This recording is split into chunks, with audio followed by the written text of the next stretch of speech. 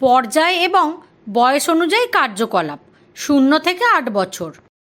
উদ্দেশ্য: 0 থেকে 8 বছর বয়সী শিশুদের বিকাশের পর্যায় এবং প্রয়োজনীয়তাগুলি জানা ও বোঝা। বিভিন্ন বয়সের জন্য উপযোগী ক্রিয়াকলাপগুলি ভালোভাবে জানতে সক্ষম হবে। শিশুদের সাথে কার্যকলাপ কার্যকরভাবে বাস্তবায়ন করার দক্ষতা এবং কৌশল শিখতে পারবে। নমস্কার। গত সপ্তাহে আমরা জেনেছি যে শেখা একটি স্বতন্ত্র প্রক্রিয়া। যদিও একদল শিশুকে একই অভিজ্ঞতা দেওয়া হয়, তবুও প্রতিটি শিশু ভিন্নভাবে শেখে। শেখার জন্য শিশুদের সক্রিয় অংশগ্রহণও প্রয়োজন। তাই শিশু মনোবিজ্ঞানের সাহায্যে আমরা শিশুদের মানসিক, সামাজিক এবং মানসিক অবস্থা সম্পর্কে আরও ভালোভাবে বোঝার এবং শেখার প্রয়োজনীয়তা সম্পর্কে জেনেছি। এর পাশাপাশি এখন পর্যন্ত আমরা শারীরিক, ভাষা, সামাজিক, মানসিক, বৌদ্ধিক, সৃজনশীল ও নান্দনিক বোধের বিকাশ সম্পর্কে বিস্তারিত জেনেছি এবং প্রতিটি বিকাশের কার্যকলাপ সম্পর্কেও জেনেছি। আজ আমরা এইসব বিকাশের কার্যকলাপগুলি আরও একবার পর্যায় অথবা বয়স অনুসারে জানব।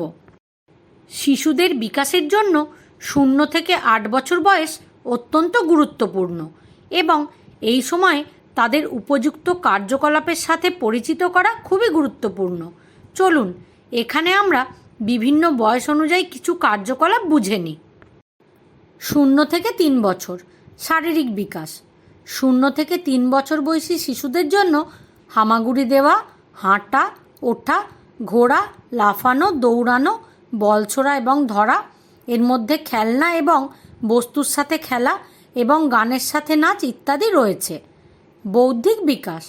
এর মধ্যে রয়েছে উজ্জ্বল রঙের প্রতি আকৃষ্ট হওয়া, জিনিস ভেঙে দেখা, ব্লক তৈরি করা, ধাঁধা সমাধান করা, আকৃতি এবং রং চিনতে পারা এবং ছবিতে রং করা, কম বেশি শনাক্ত করা, লুকানো বস্তু খোঁজা, ছবির বই দেখা এবং গল্প শোনা, এর মধ্যে সাধারণ বস্তু গোনা ইত্যাদি কার্যকলাপও রয়েছে। ভাষার বিকাশ। এই বিকাশের মধ্যে রয়েছে বকবক করা, আ, উ, ও এর মতো শব্দ করা বা বলা এবং শব্দ উচ্চারণ করা, কথোপকথন করা, সহজ প্রশ্নের উত্তর দেওয়া, এর মধ্যে গান গাওয়া এবং কবিতা ও গল্প বলা ইত্যাদি রয়েছে। সামাজিক ও মানসিক বিকাশ। এতে শিশুরা বাড়ির সদস্যদের শুভেচ্ছা জানায়, যেমন টাটা করা, নমস্কার করা ইত্যাদি। পরিচিত মুখ দেখে খুশি হয় এবং অন্য শিশুদের সাথে খেলা করে। আবেগগুলি চেনা এবং প্রকাশ করতে পারা, যেমন কান্না, হাসি, নিজের সময় এলে বলা এবং কিছু ব্যাখ্যা করা ইত্যাদি জড়িত।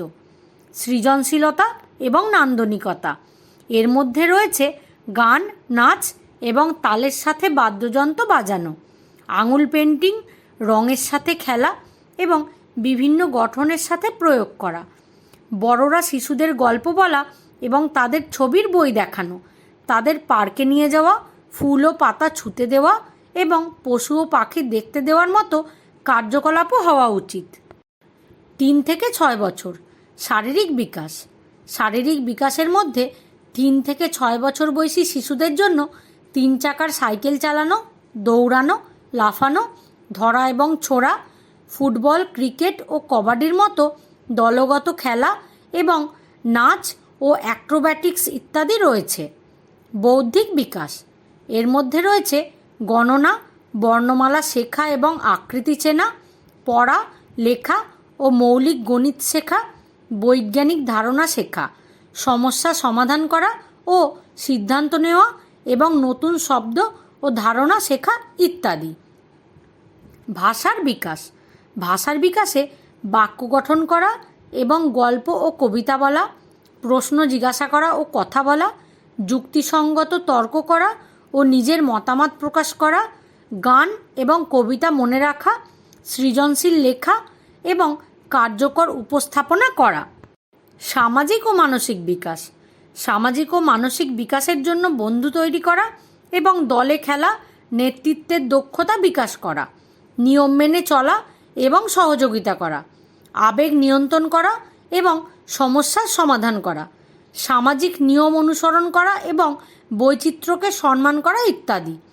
সৃজনশীলতা এবং নান্দনিকতা, ব্লক, লেগো ব্রিক্স বা অন্যান্য নির্মাণ সামগ্রী ব্যবহার করা, বিভিন্ন পোশাক পরে নাটক করা, পেন্টিং, আঁকা, মাটি দিয়ে কিছু তৈরি করা এবং অন্যান্য শিল্প কার্যকলাপে যুক্ত হওয়া, সহজ বাদ্যযন্ত্র বাজাতে শেখা, নিজের গল্প তৈরি করা এবং লেখা ইত্যাদি কার্যকলাপ রয়েছে।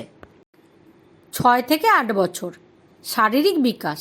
এই বিকাশের মধ্যে 2 চাকার সাইকেল চালানো, আরও জটিল খেলা করা, যোগব্যায়াম এবং ধ্যান করা, শারীরিক কার্যকলাপে অংশগ্রহণ করা ইত্যাদি রয়েছে। বৌদ্ধিক বিকাশ, আরও জটিল গণিত এবং বিজ্ঞানের ধারণা শেখা, সৃজনশীলভাবে চিন্তা করা এবং সমস্যার সমাধান করা।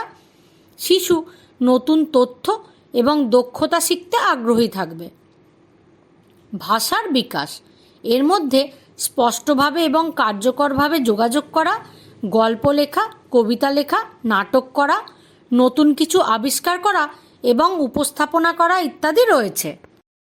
সামাজিক ও মানসিক বিকাশ, এই বিকাশে সামাজিক দায়বদ্ধতা গ্রহণ এবং অন্যদের সাহায্য করা, সামাজিক নিয়ম মেনে চলা এবং বৈচিত্র্যকে সম্মান করা, নিজের অনুভূতি বোঝা এবং প্রকাশ করা ইত্যাদি রয়েছে।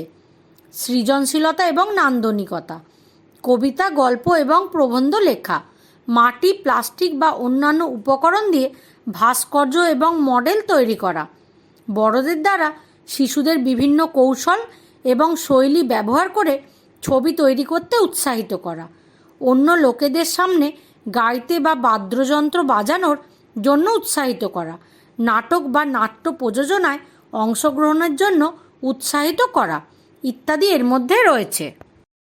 প্রতিটি বয়সের শিশুদের জন্য কার্যকলাপ নির্বাচন করার সময় এই সমস্ত বিষয়গুলি অবশ্যই মনে রাখবেন। শিশুদের বয়স এবং বিকাশের স্তর অনুযায়ী কার্যকলাপ পরিকল্পনা করুন। শারীরিক, বৌদ্ধিক, ভাষাগত, সামাজিক ও আবেগজনিত এবং সৃজনশীল কার্যকলাপের মতো বিভিন্ন ধরনের কার্যকলাপ অন্তর্ভুক্ত করুন। কার্যকলাপ পরিকল্পনা করার সময় শিশুদের আগ্রহ এবং ক্ষমতা অবশ্যই বিবেচনা করুন। ক্রিয়াকলাপের জন্য প্রয়োজনীয় উপকরণ এবং সংস্থানগুলি সহজেই উপলব্ধ হওয়া উচিত। শিশুদের জন্য সুরক্ষিত পরিবেশে কার্যকলাপ সংগঠিত করুন। ক্রিয়াকলাপগুলিকে সাবধানে নির্বাচন করার পরে এই ক্রিয়াকলাপগুলি সম্পাদন অর্থাৎ এক্সিকিউশন কিভাবে করা উচিত তা জানাও অত্যন্ত গুরুত্বপূর্ণ। যেমন স্পষ্ট এবং সহজ নির্দেশের সাথে কার্যকলাপ উপস্থাপনা করুন। সকল শিশুদের সক্রিয়ভাবে কার্যকলাপে যুক্ত করুন। শিশুদের তাদের নিজস্ব গতিতে শিখতে এবং বেড়ে উঠতে উৎসাহিত করুন। কার্যকলাপ চলাকালীন একটি ইতিবাচক এবং সহায়ক পরিবেশ বজায় রাখুন। আজ আমরা শিশুদের বয়স অনুযায়ী বিভিন্ন কার্যকলাপ সম্পর্কে জেনেছি। প্রতিটি ক্রিয়াকলাপ শিশুর সার্বিক বিকাশের দিকে পরিচালিত করে এবং তারা বয়স ও অভিজ্ঞতার সাথে কার্যকলাপে উন্নতি করতে থাকে। শিশুর প্রতিটি কার্যকলাপের প্রতি শিক্ষক, পিতামাতা এবং পরিবারের অন্যান্য সদস্যদের মনোযোগ দেওয়া খুবই গুরুত্বপূর্ণ। একই সাথে তাদের উৎসাহিত করাও প্রয়োজন। আজকের অ্যাসাইনমেন্ট হলো নিচে দেওয়া বিষয়গুলির ওপর নিজের জন্য একটি সৃজনশীল এবং নান্দনিক স্ক্র্যাপবুক তৈরি করুন, যা আপনার ফিল্ড ওয়ার্কে কার্যকর হবে। আপনার স্ক্র্যাপবুকের একটি ভিডিও তৈরি করুন এবং আমাদের সাথে শেয়ার করুন। ধন্যবাদ।